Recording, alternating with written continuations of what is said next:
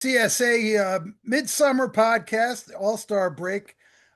We go from the AL Central to the AL East, where you have a different kind of dogfight because primarily they have two pretty good teams, the Yankees and Rays. Probably not probably. They are the cream of the American League right now. Tom, I know the Yankees are second right now, but how do you assess things at the end of the season? Yeah, Dave, the AL East race is a bit like a cardiogram of someone very healthy between the Yankees and the Rays. It's very high up, very far down. You go back to earlier in the year, the Rays had a nice lead on the Yankees. All of a sudden, the Yankees ran by them to the point that you figured the Yankees were going to run away with the AL East. They stopped hitting in mid-June. They barely started hitting again this week. They've won their last four games, three of them quite dramatically in Washington this weekend. And it's a three-game differential between the two. And whether the Rays are going to sink down a bit, the Yankees move up, we'll see. I think the trading deadline is going to be very interesting. But the way to judge the American League East is Aaron Judge.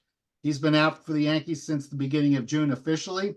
He played for almost all of May with that rib injury up by his shoulder, very unusual place for that. Clearly wasn't himself during that stretch.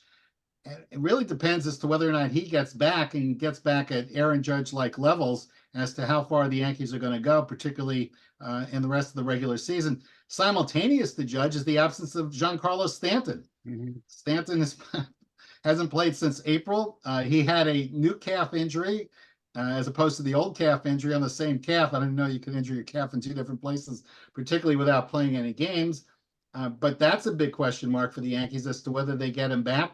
For a while, it was actually a benefit because Paul Goldschmidt was filling in as the DH, and he was hitting at a level that you wouldn't expect Stanton to hit at. He was hitting at his old MVP level, while Ben Rice at first base, and they alternated between first base and DH. Rice was playing at an MVP level. Suddenly, in late June, Rice stopped hitting. Cody Bellinger's had a great year, stopped hitting. Some guys never started hitting, like Austin Wells. Jazz Chisholm has been below his normal pace. Ryan McMahon's not expected to hit much. And in that case, he matched expectations. Trent Grisham hadn't hit much. He was also out of the lineup. Their two strongest prospects, Jason Dominguez and Sheldon Jones, who came up, Spencer Jones, sorry, came up for the Yankees, have not hit that great yet. Jones is back in the minors now that Grisham is back off the IL. So the Yankees have been very much up and down as a team this year. Ultimately, it'll come down to their starting pitching, I think, and that's also an interesting view. Cam Schlittler is probably the Cy Young Award winner if you took a vote right now in the American League. He's been the best pitcher on the Yankees by far and probably in the league. Garrett Cole came back in mid-May. He's pitched pretty well. I think the feeling is that he'll get better as the season goes on, and by the time the postseason rolls around, he will not be as strained as he normally is by pitching all those innings, so that might be a benefit. The big question, as it was on offense with Aaron Judge, is Max Fried. Fried last year was a solid Cy Young contender. He had a good first month of the season, started getting hit, and then it was revealed that he had arm issues. He is out probably until late August. The Yankees desperately need him back into the rotation. Also, Carlos Rodon. He was out until the middle of May. He came back, pitched okay, and then went back on the IL. The Yankees aren't sure when they're going to get him back. The Yankees have a lot of pitchers in reserve. If they can come back healthy, that will help them tremendously here. Clark Schmidt hasn't pitched in a year now since he went down with Tommy John surgery. Mm-hmm. The Yankees hope to have him back sometimes by late August. Carlos Lagrania is a name that many people have not heard of, is the Yankees' top pitching prospect. The Yanks were grooming him to come up and help them out in the bullpen, which desperately needs help. But he got hurt in AAA, and Brian Cashman admitted the other day at a press conference that it's very unlikely they'll get anything out of Lagrania the rest of the year. Remember the American League Rookie of the Year just 2 years ago, Luis Gil? He's healing. He went on the IL. Yankees hope to have him back sometimes later in the year. If they get all those arms back, they don't have to worry about anything at the trading deadline because there isn't that quality out there, and they don't have to give up anything for it. But they're going to need that pitching, and they're going to need the offense that Aaron Judge can supply, and to a lesser degree, Giancarlo Stanton. That being said, with the Yankees, they'll make some moves at the trading deadline. Particularly, I think, in the bullpen, which has been very unsteady, other than David Bednar and Brett Hedrick. But the rest of it, I think you'll see some big changes there, but maybe not that many if they feel that their in-house arms will come back. The Rays could be an interesting team at the trade deadline. Their name always seems to come up for big players, even though they know they're going to be rentals. In fact, they were in on Ohtani very heavily a few years ago when he was on his walk year with the Angels. As everybody knows, the Angels did not trade him then, but they have been in big on a couple of big names, and wouldn't surprise me at the trading deadline here if they decide to do that. They have a lot of organizational depth so that they can replace people pretty easily. And like the Yankees, it's the health of their starting pitching that's going to be a big factor here. Drew Rasmussen has been one of the most effective starting pitchers in baseball when he's healthy, particularly against the Yankees until Thursday. I don't know how many people are aware of this, but going into Thursday, he had the lowest ERA of any starter in history against the Yankees. And you're going back 125 years on that. The Yankees hit him up pretty hard on Thursday, so I think his ERA has now gone over some others. But overall, he's a very effective pitcher. Shane McClanahan's come back from 2 years of arm trouble that he's had. And the Rays just managed to patch together the bullpen unlike any other team in baseball. They just interchangeable parts. And look at them. They have the best record in the American League. They play the game very wisely. Might be frustrating to some people to see them, but they have Junior Caminero, arguably the top power hitter in baseball. And how the Cleveland Guardians traded him, I don't know. And by the way, when Ohtani was being dangled, when the Rays were going after Ohtani, they were dangling Caminero to the Angels. So Adam, when you were talking about the Angels before, that's one that they totally missed out on. I think they would be much better off with Caminero, as the Rays are as well. And think about this for the Rays. Imagine what the left side of their infield would be like if Wander Franco hadn't gotten himself into trouble. Yeah. And that would be as good as there is in baseball. But right now they still have some very steady players on that team. Yandy Diaz, who every year is up there among the American League leaders in batting average, is certainly a big factor for that team. And you just think that the Rays are going to go away, and yet they don't. And it'll be interesting to see if they do sink down a bit and the Yankees overtake them or not. But they're clearly headed for the postseason. The team to keep an eye on, though, is the hottest team in baseball. I was going to just mention. They are red hot. They are the Red Sox, and they are doing it on starting pitching. They've won 9 straight.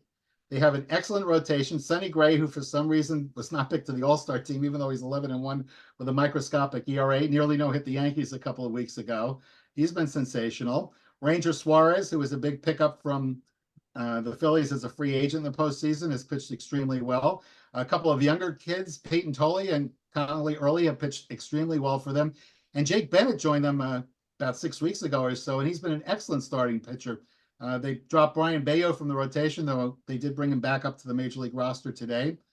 There was a lot of thought that the Red Sox would be emptying their bullpen at the trade deadline. Aroldis Chapman being one name there, Garrett Whitlock another.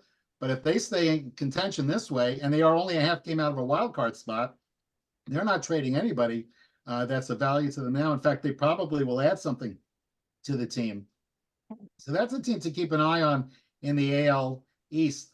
The other two teams are interesting cases too. The Blue Jays, who were 2 outs away from winning the World Series last year. Adam, you talked about how close the Mariners were to getting to the World Series.